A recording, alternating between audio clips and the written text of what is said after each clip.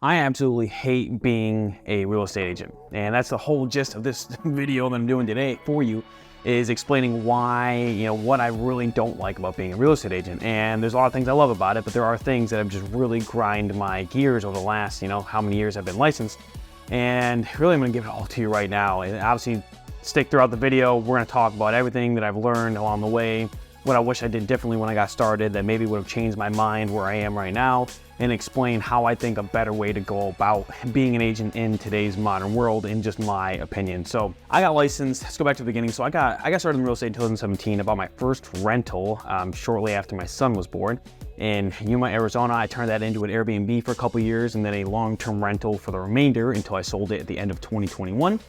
And it was awesome. It really got me into investing. Since then, I flipped one condo and I bought a couple primary residences throughout that time. And I got licensed as an agent in 2020.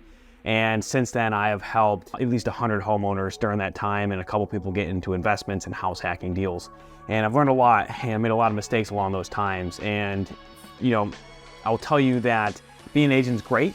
It can be great for a lot of people, but if you're like me, you may want to listen up, because you're probably going to run into the same issues I have. So as someone is very outgoing, right? When I learn something, it's not too hard. It's hard, but it's not too hard for me to put something into practice, to test it, to go into the waters. And I found really quick as I learned how to actually run a business. Now, I ran a mobile notary business for a couple years before I got licensed, so I understand the basic premises of what I did wrong in terms of setting up a company and managing my finances with QuickBooks and things like that. I found really quickly that I'm very limited in marketing as an agent. Not so much as you would think, but there was definitely some frustrations. Because we have so many fair housing laws, and really it's just the industry as a whole, the way it's set up as a salesman and a product, you're really limited, right? It usually takes more actions to get a return.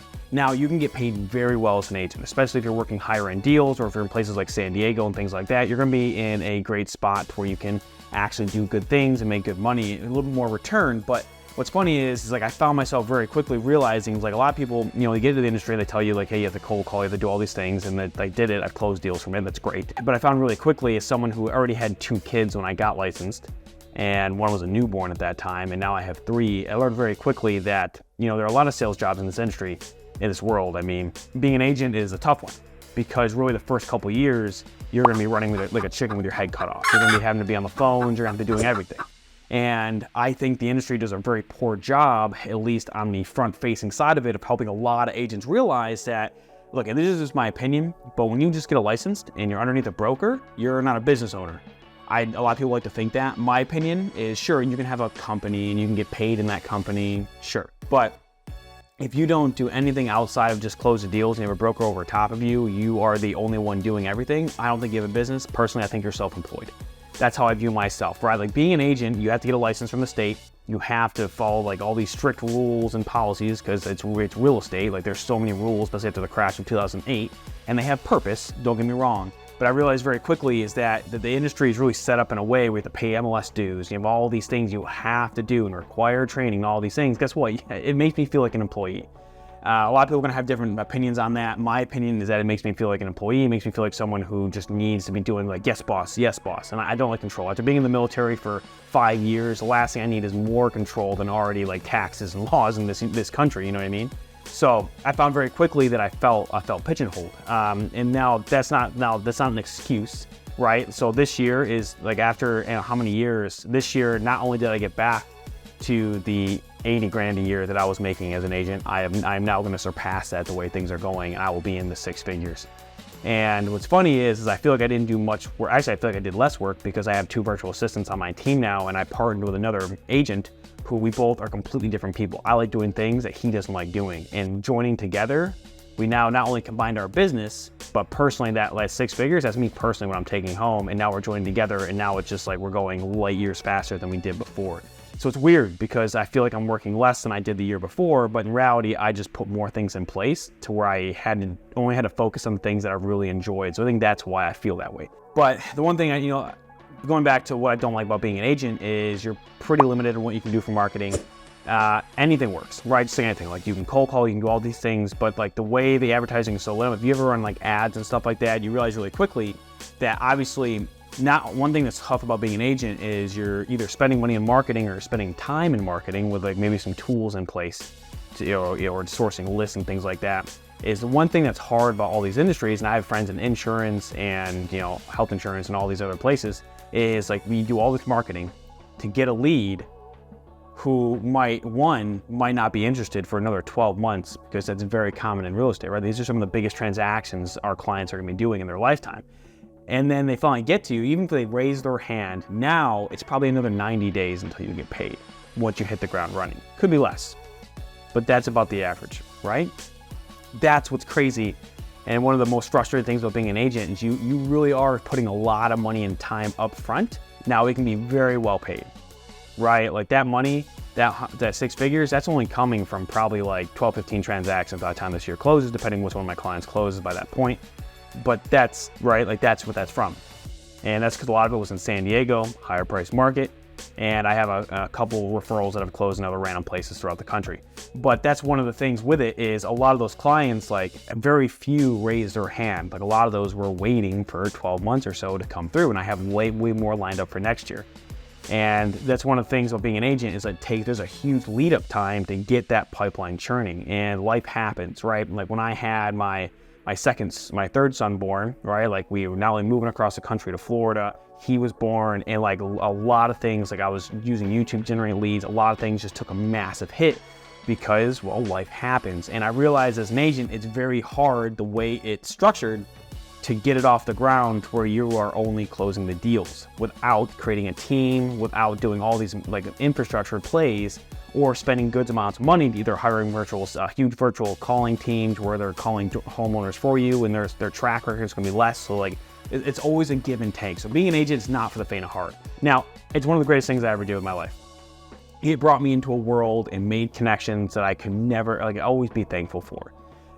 My opinion, if I was gonna go back and start from the beginning, was to understand what I wanted to long term. I just talked to a brand new agent who's helped me on one of my listings in San Diego this past week, and I asked him, like a lot of people, told like, well, he just doesn't want to do the things.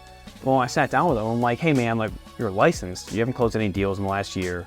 What are you trying to do with this, right? Another military veteran got licensed like I did, but he didn't close any deals in the last year. And I'm like, what are you trying to do, man? He's like, well, honestly, he's like, I really love this because of the skills and I love the industry. I just don't know if this is what I ultimately in 5 to 10 years want to be doing full time. Yeah, I kind of just want to use it as a springboard, which ultimately is why I created Tired Agents. Like if you're finding us on this channel, this is why I created this company. It's because I couldn't find a community like me. A lot of people are like, I want to be an agent for the rest of my life. I don't want to be. I don't want to be showing homes at 65. Now, I love the fact that I can refer deals out, and our business model is progressing in the direction where we do listings and we do a lot of referrals out because I just like the more flexibility in my time and my schedule. But, it's one of those things where, I asked them, like, great. I'm like, we can plan for this, right? Like that is plannable. Like, welcome to the community. Because so many people think I'm crazy, they think it's dumb, they think you need to be all in or all out, and that's the only solution. And you will find this in every other industry. One thing that also frustrates me is that, like being an agent, is a lot of people in the industry refuse to look outside the industry to what people are doing for marketing, and they don't bring that in. Like real estate is a very old system, and a lot of people like to keep it that way. I like to take a different approach on it. As long as I'm staying within rules and regulations, I think it's fair game. That's just my opinion, and a lot of people really get terrified of everything. I mean, I even know how to do subject to transactions, right? Well, a lot of agents think that's illegal, and it's not.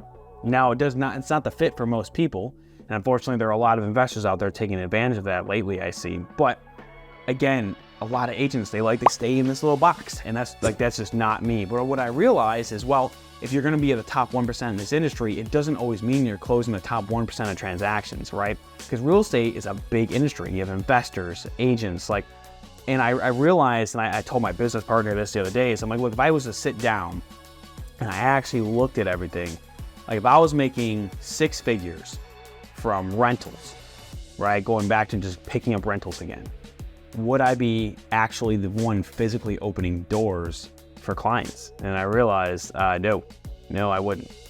And that's a weird take to have, right? So now I told him my big goal next year is can we generate the leads to not only help other agents close them, but can we make 6 figures just from referring out clients and being 6-figure profitable? that is a huge challenge, and I cannot wait to share that journey on this channel to see how that works. But, you know, being an agent, one of the greatest things I ever did. I'm not really a regretful person in most things in my life, especially when it comes to business. It is all an experience and a journey that I know we all have.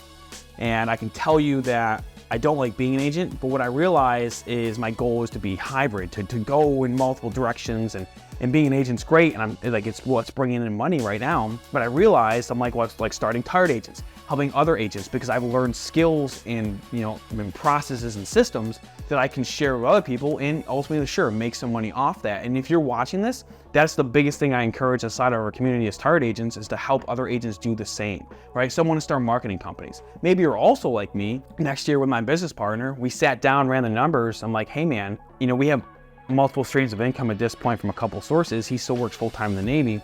I'm like, why don't we take as much commission as possible and just go and buy rentals? Like, it'll be short-term pain, but in 5 years, I think our lives will be completely different. And he agreed.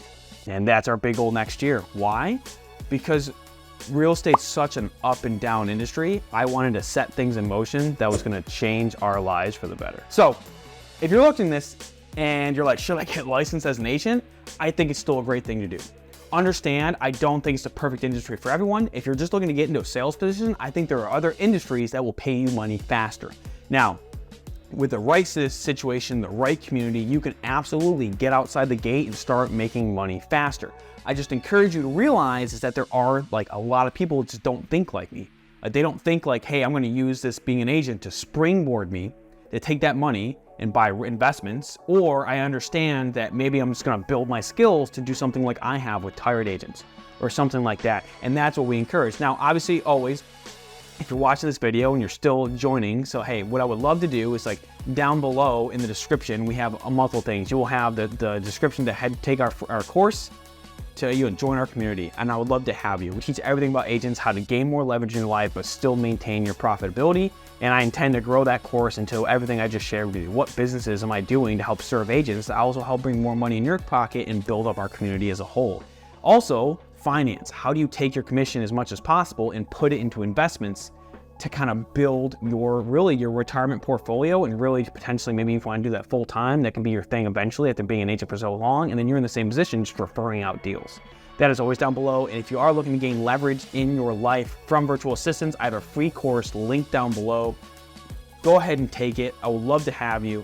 And also don't forget, if you are looking to switch brokerages, everything I just mentioned, you get for free if you partner with me at eXp Realty or my partner Ed Wheeler at eXp Realty, who we will also see on this channel once he gets back from deployment. So thank you so much for watching this video. Look forward to seeing you in the next one.